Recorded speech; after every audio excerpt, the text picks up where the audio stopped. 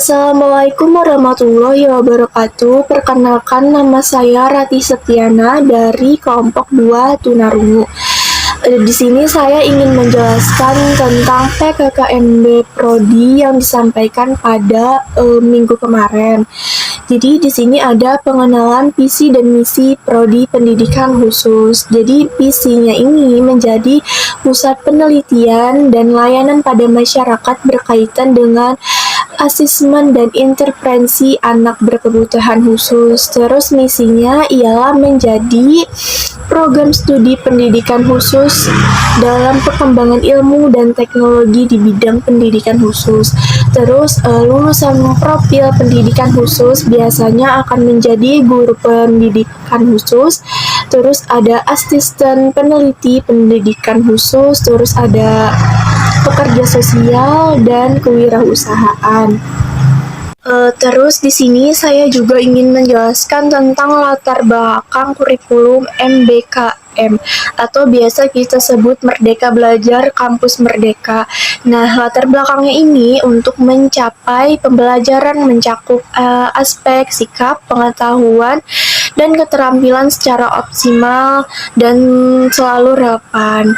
Dan terus di sini juga ada tujuan MBKM, yaitu menyiapkan lulusan sebagai pemimpin masa depan bangsa yang unggul dan berkepribadian. Terus selanjutnya ada SIMARI. Jadi SIMARI ini adalah Sistem Informasi Universitas Lambung Mangkurat yang terintegrasi. Jadi di SIMARI ini juga ada terdapat bimbingan konsleting, e-learning online, pronto akademik, atau sistem informasi pemohonan data kemahasiswaan atau pronto wisuda. Nah, jadi sebelumnya kita harus login dulu nih di SIMARI. Jadi pertama-tama kita login, terus kita edit datanya dari skala awal sampai akhir kita edit, terus kita input. Dan setelah kita input, kita harus mendownload KRS. KRS ini adalah kartu rencana studi gitu. Setelah itu kita log out, dan di SIMARI ini yang sebelumnya saya sampaikan tadi juga ada terdapat e-learning. Jadi e-learning ini adalah suatu sistem pembelajaran elektronik gitu. Jadi di e-learning ini kita bisa mengumpul tugas di sana, terus juga kita bisa mendapatkan file atau dokumen dari dosen itu kan sesuai dengan mata kuliah. Jadi di sana dosen akan memberikan dokumen atau file gitu yang kita akan pelajari di sana. Dan di sini juga ada Pronto Wisuda. Jadi ini adalah aplikasi manajemen pendaftaran wisuda gitu. Jadi di sana kita bisa mendaftar secara langsung, secara online. Terus juga kita bisa mendapatkan nomor urutnya di sana gitu.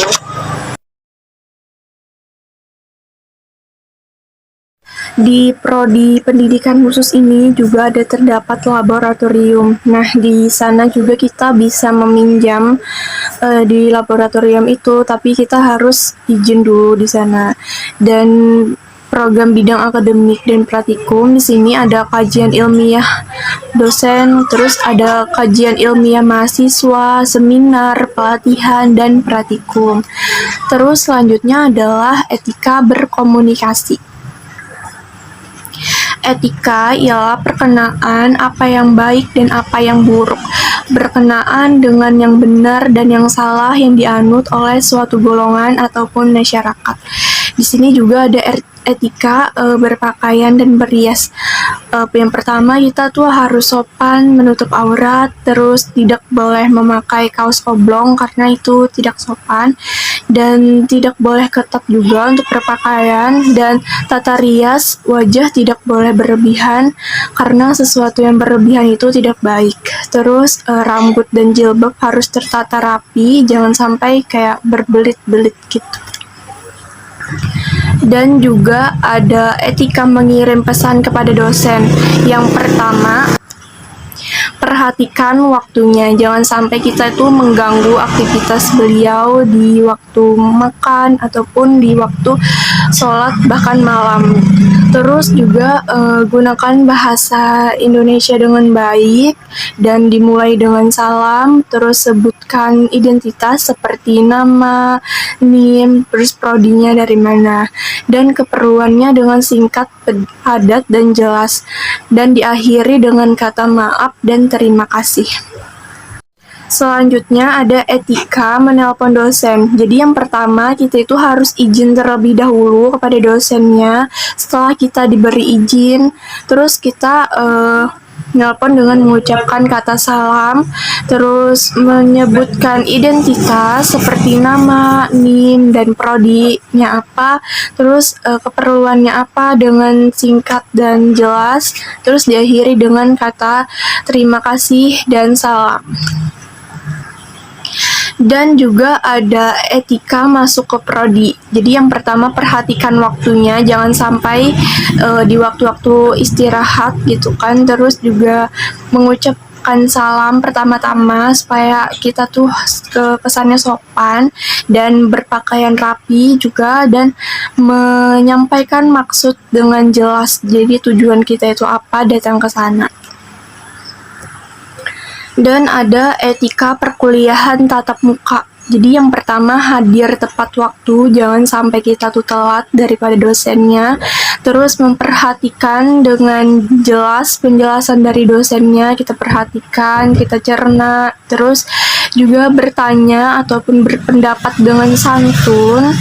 Kita harus menghargai pendapat orang juga, dan kita menggunakan HP sewajarnya ketika kita berada di kampus kelak. Terus jangan makan di dalam kelas. Terus ada etika perkuliahan online. Jadi yang pertama kita tuh harus hadir tepat waktu. Entah itu kita dari Zoom atau Google Map atau sebaliknya, kita tuh harus hadir tepat waktu. Terus yang kedua, memperhatikan pendapat dosen dengan baik dan benar. Terus juga bertanya ataupun berpendapat dengan santun, dan kita harus menghargai pendapat teman-teman yang lainnya. Terus juga ada 5 kebiasaan kecil yang memiliki dampak luar biasa. Yang pertama adalah senyum, terus yang kedua salam, terus yang ketiga sapa, keempat sopan, dan yang kelima santun. Selanjutnya adalah online learning. Jadi di sini adalah pembelajaran daring, yaitu pengalaman belajar fleksibel yang memanfaatkan TIK. Dan media e-learning ini ada Simari, Zoom, Google Map, ataupun grup WhatsApp. Hal-hal yang harus diperhatikan dalam pembelajaran daring, yang pertama kita tuh harus memperhatikan durasi waktunya, terus juga pengumpulan tugas ada batas waktunya, terus juga kita tuh harus berpakaian rapi selama pembelajaran online.